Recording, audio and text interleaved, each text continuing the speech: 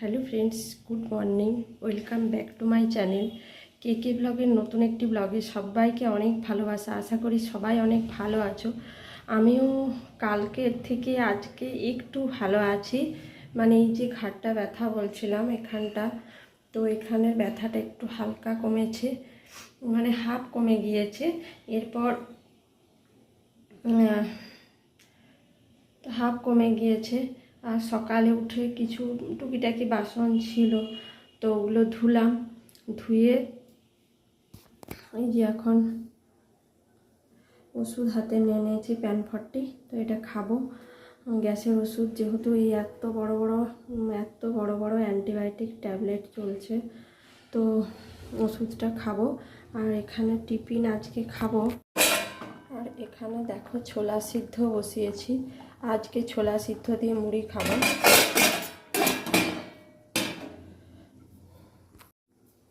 তো আজকে ছোলা সিদ্ধ দিয়ে মুড়ি খাবো। আর ফ্রিজে মিষ্টি বানানো আছে, তো ওই মিষ্টিটা দিয়ে ছোলা সিদ্ধ দিয়ে মুড়ি খাবো। আর আজকে একটু মুড়ি খাবো। আর আজকে হচ্ছে বুধবার, তো ফ্রিজে একটু মাছ আছে। না সরি, আজকে মঙ্গলবার, ফ্রিজে একটু মাছ আছে, তো ওই মাছটা দিয়ে একটু তরকারি করব আর ভাত করব, আর কিচ্ছু করব না। ফ্রিজে কিছু সবজিও নেই, টুকিটাকি সবজি মনে হচ্ছে পড়ে আছে, তো সবজি আমি কিছু কিনবও না। অনেক কষ্টে সবজিগুলোকে খেয়ে শেষ করেছি। কালকে যাব বাবার বাড়ি, তো ওখানে যেয়ে এখন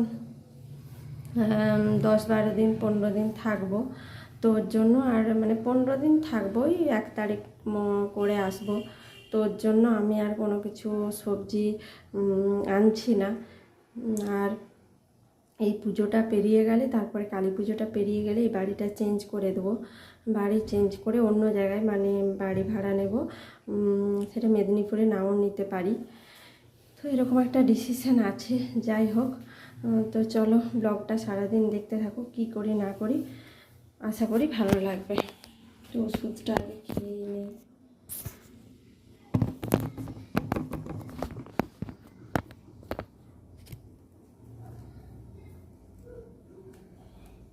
এই হাতটা তুলতেই পারছি না, এই হাতটা আমি তুলতেই পারছি না।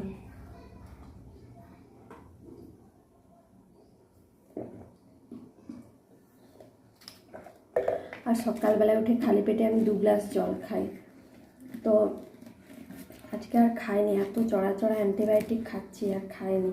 একটু শরবত খেলে ভালো হতো বা আখের রস খেলে, কিন্তু আজ খাবো না। আবার যদি ঘাড়ের ব্যথা বেড়ে যায়, তাই যতই কষ্ট হোক, তাই আজকে ভাবছি একটু ভালো করে স্নান করব।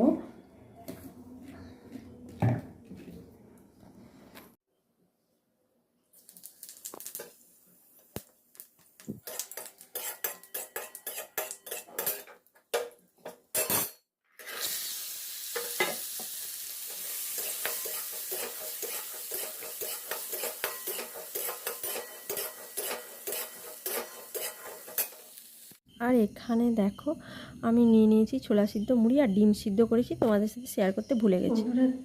বন্ধুরা দেখো স্নান টান সেরে চলে আসছি। আর এখানে এই ফ্রেশ হলাম, এখন প্রায় বেলা 2:30 বেজে গেছে। তো চলো কি রান্না করেছি তোমাদের সাথে রান্না শেয়ার করে নিই। তো দেখো কি রান্না করেছি দেখাচ্ছি। তো এখানে আছে ভাত, বেগুন ভাজা, ঢেঁড়স ভাজা, আর এখানে একটু টক দই আছে, এটাতে ভাত খাবো।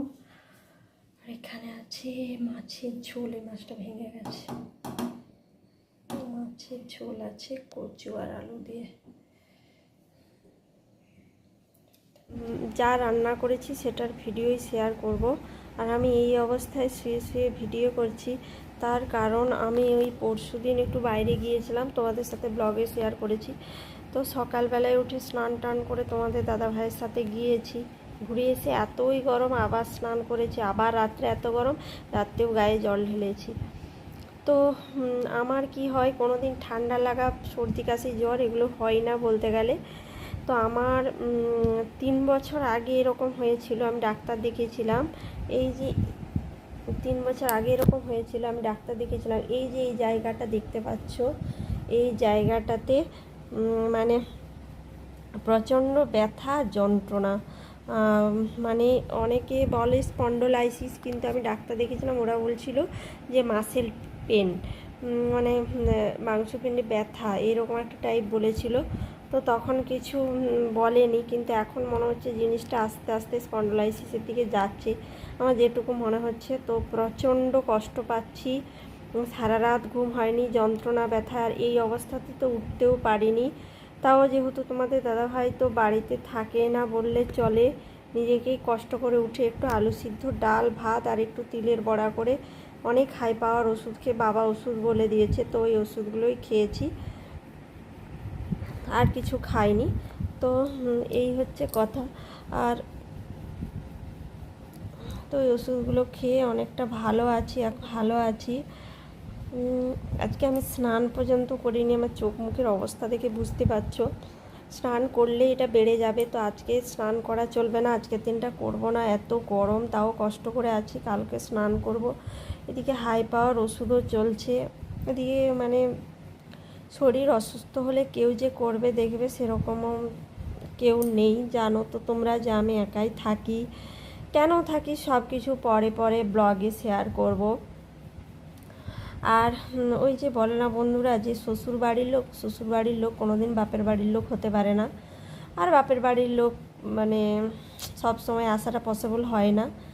আর শ্বশুর বাড়ির কথা সেগুলোই না হয় পরে পরে বলবো, তবে একটাই কথা বলবো, যেখান থেকে কোনো কিছু আশা নেই সেখান থেকে নিজেকে সরিয়ে নেওয়াই সবচেয়ে বুদ্ধিমানের কাজ, মানে এটা সবচেয়ে বুদ্ধিমানের কাজ। আরেকটা কথাও বন্ধুরা, মানে ছোটোর সময় আমি ভাবতাম, মানে ছোটোর সময় যখন কোনো বৃদ্ধ মানুষকে দেখতাম বা কোনো জেঠিমা এরকম বয়স্ক মানুষকে দেখতাম, ভাবতাম এ কেন রে বাবা, এর ছেলের বউ কেন একে দেখছে না, বুড়ো মানুষটা কষ্ট পাচ্ছে, ইস।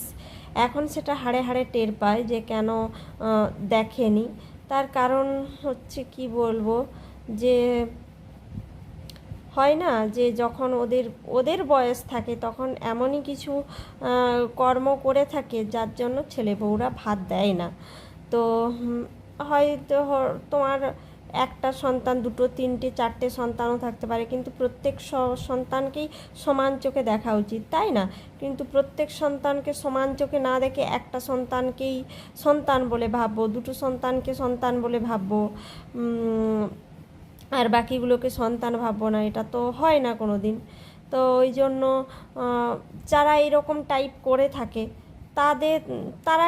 তারা তাদের কর্মফল পেয়ে থাকে, আর তাদের কাছ থেকে কিছু না আশা করাই ভালো।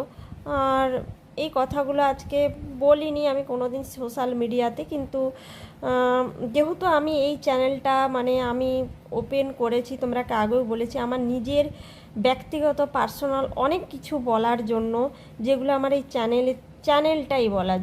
চ্যানেলটাতেই বলার জন্য আমি চ্যানেলটা ক্রিয়েট করেছি। তো ওর জন্যই কিছু বললাম, যে ওই জন্য হয়তো তারা ছেলে বউদের কাছেও কিছু আশা করতে পারে না, বা আমরাও তাদের কাছে না আশা করাটাই বেটার। তো এই আর কি, তো যে যার নিজের মতো থাকাটাই ভালো। তো আজকে অনেক কিছুই বলে ফেললাম অন ক্যামেরা, বলে ফেললাম। আর দেখো আমি পুরো নড়তে পারছি না একদম, মানে এত কষ্ট পাচ্ছি যে আমি পুরো নড়তেই পারছি না। পড়াশুনো তো লাটে উঠেছে। আর এই যে কথাগুলো বললাম, মানে যখন মানুষের দেওয়ালে পিঠ থেকে যায় তখনই বলে, তো এটা তো আমার কোনো ব্যাপারই নয়, এই যে মাসেল পেনটা হচ্ছে, কষ্ট পাচ্ছি ঠিকই, তবে বা সেরে যাবে ভগবানের আশীর্বাদে। তবে কি এর থেকেও যে বড় সিচুয়েশান আমি একা পের করেছি, তখনও আমার পাশে কেউ ছিল না, নাহি বাবার বাড়ির লোক নাহি কোনো শ্বশুর বাড়ির লোক। তখন না হয় আমার বাবার বাড়ি থেকে কেউ অতটা আসতো না, বা অতটা কোনো তাদের সাথে যোগাযোগ ছিল না, কিন্তু শ্বশুর বাড়ির সাথে তো আমার ছিলই। তখনও তারাকে ডাকা হয়েছিল, কিন্তু সে কেউ আসেনি। তো তারা ভেবেছিল হয়তো বা তারাকে আমি খাটিয়ে খাবো, কিন্তু আমি সেরকম মেয়ে নয়। যাই হোক, আসেনি বলতে কি, হ্যাঁ আমার শ্বশুরবাড়ি কিছু জনের সঙ্গে আমার খুবই সুসম্পর্ক আছে, ভালো আছে, এবং কিছু যে সবার সাথে থাকেই না, এটা নর্মাল। আর তবে মানে যাদের সাথে থাকার কথা তো তাদের সাথেই নেই, এরকম একটা ব্যাপার। তো ওই যে বললাম যে কিছু মানুষের কাছ থেকে নিজেকে সরিয়ে নেওয়াই শ্রেয়, আর কিছুর দরকার নেই। তো এত বড় অনেক একটা চাপা কষ্ট নিয়ে আমি বন্ধুরা আছি, সব তোমাদের সাথে আমি পরে পরে সবই শেয়ার করব। এত বড় একটা চাপা কষ্ট নিয়ে আছি, তখন যে সিচুয়েশানের মধ্য দিয়ে আমি গেছি, মানে অন্য কোনো মেয়ে পারতো না, মানে আমি আর মানে কিছু বলার নেই। তো পের করেছি ওই সিচুয়েশানটা, যেহেতু এত অসুস্থ অবস্থায়ও যেহেতু আমি পের করে দিয়েছি, আশা করি এখনও পের করে দিতে পারবো। তো এই আর কি। তো চলো বন্ধুরা, আজকের ব্লগটা এই পর্যন্তই। আর যদি কোনো সন্ধ্যের দিকে ব্লগ শ্যুট করি তো তখন আবার শেয়ার করব।